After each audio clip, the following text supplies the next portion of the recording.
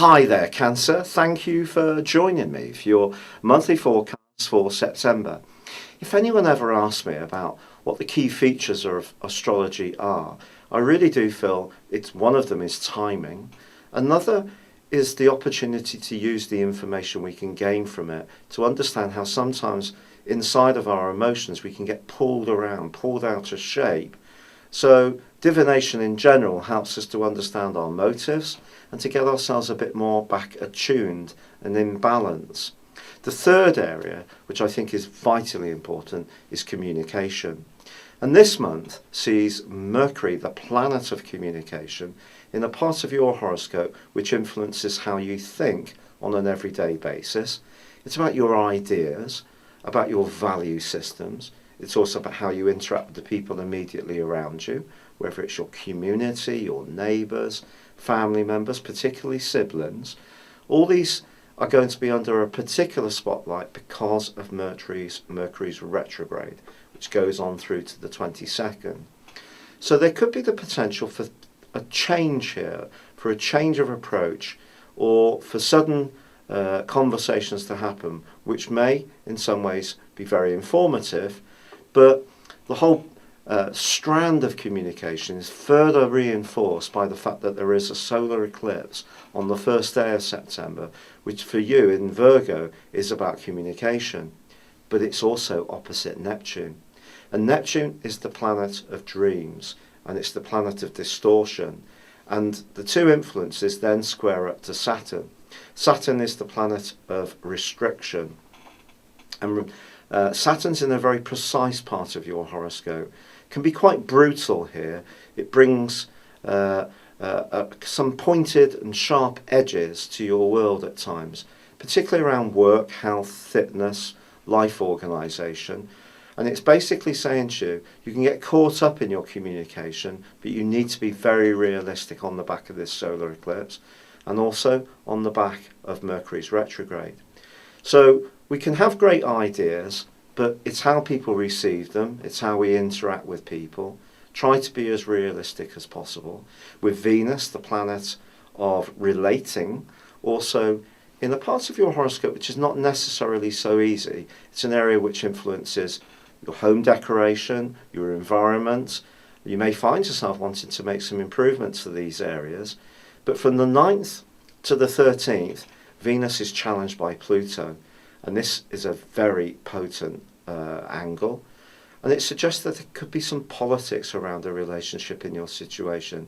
It could be in a personal relationship. It could be in a family one. Be conscious of this.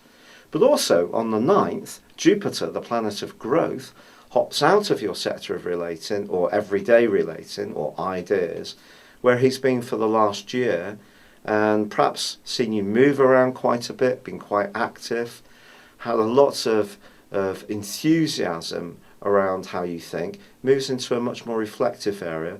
Very good for family. There could be an addition to your clan over the next year. You may decide to get hitched to someone.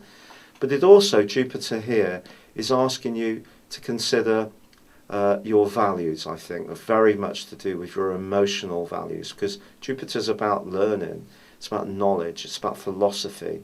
So it can be an important precursor for the influence that Jupiter can have in the next 12 months. But then in week 3 of this month, Venus starts to forge a fantastic angle to Mars, but it does go into opposition with Uranus. Now Mars and Uranus forge a great angle from the 11th to the 22nd of this month.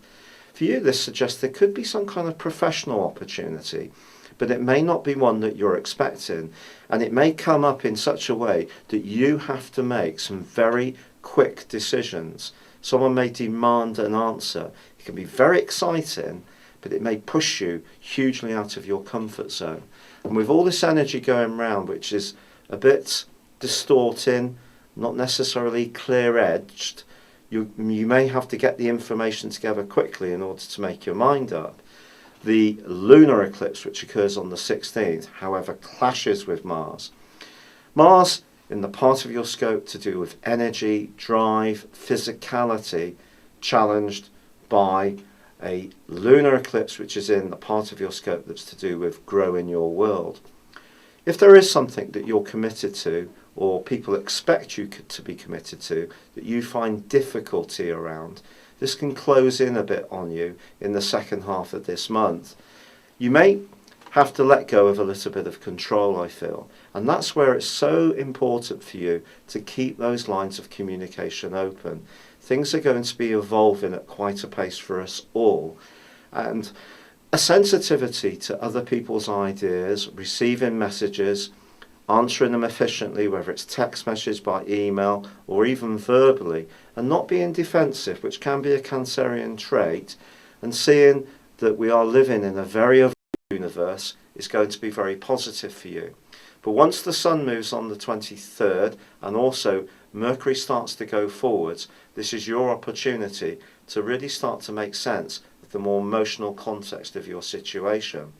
Venus actually moves into a super location for you towards the end of this month, as does Mars. And if you are wanting to make progress as far as your love life is concerned, I think it may happen right at the end of this month, when Venus and Mars continue to forge a fine angle and give you a little bit more extra confidence.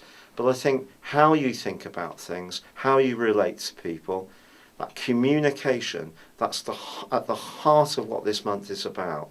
And I do feel that maybe you need to be more open to new ideas, even if they challenge your life as it is at the moment. It's been a real pleasure being with you. Thank you for joining me.